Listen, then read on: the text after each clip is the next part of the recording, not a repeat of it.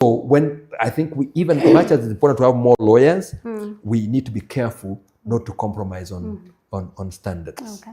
But I think there's hope. I mean, there's always room at the top. There's always room at the top. There's always room for excellence. Yeah. So one doesn't have to be mediocre. One doesn't have to be average. You can always be the best you can be.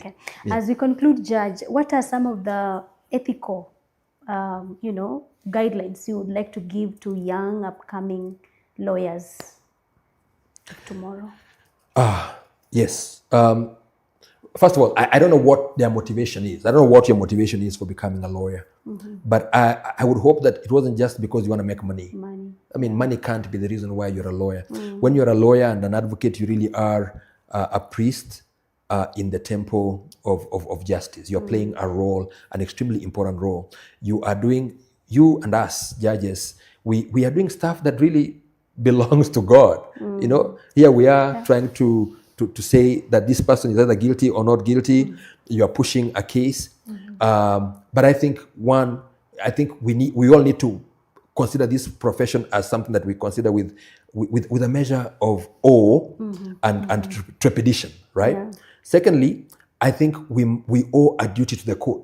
You owe the duty of candor. You must be honest at all times.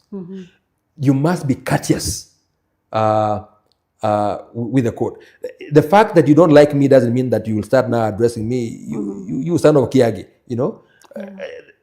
I'm still a judge, right? So the position is what when you say your lordship. It's not that I really like being called a lord. I'm lord of nothing. But the point is, or your honor.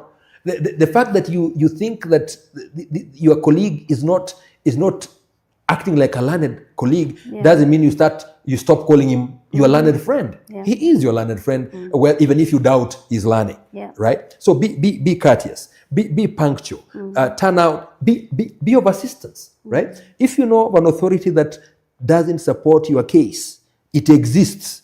Don't just cite to the court only the cases, the authorities, the decisions that support your case, and you suppress the other one that is on the other side. Because the last thing you want to be known as is a lawyer whose word you must take with a pinch of salt. I can tell you, there are some lawyers we know, when they come, they talk before us, can you please counter-check? Does that authority exist or does it not exist? So you want to be honest, and you also want to work for the best interest of your client.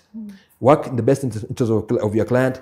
Maintain client confidentiality. If it's a criminal matter and you are told your client to plead guilty and he refused, don't come and they say, in fact, Your Honor, I told him to plead guilty. You can't do that. Yeah. In fact, at that point, the law is that the magistrate ought to shut your mouth immediately because you can't say that. Yeah. So work to the best interest of your client, but ensuring that you do so within the law.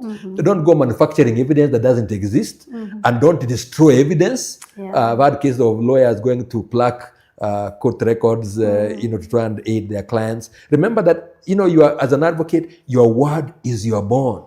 When you say, I will not execute, don't execute. When you say my client will appear, make sure he appears, that kind of thing. And also remember that you must always ensure that you work for the greater good of society. Because today you are an advocate, one day, I see many of you applying to become magistrates. One day you might be a magistrate. So remember how you treat a magistrate. And they are human. They are human. Don't humiliate a magistrate just because perhaps you have more money than he does. And one day you might also become a judge. So when you become a judge, remember that you just come from the same cloth as the advocates. It's just a privilege to be where you are. Always remember that. And it's a progress. It's progress that you make slowly. Don't be in a rush. And as a criminal defense lawyer, always remember, they say lawyers are liars. That's not true. You don't lie. Yeah. And the way to ensure that you don't lie is that you can ask every question and press every argument, but you must do so within the law. And if you're defending your client, don't go around putting up an affirmative defense that doesn't exist. Don't claim that, on that occasion, don't say your client to claim that when that particular offense occurred, that he was not in Kibera, he was actually in the village of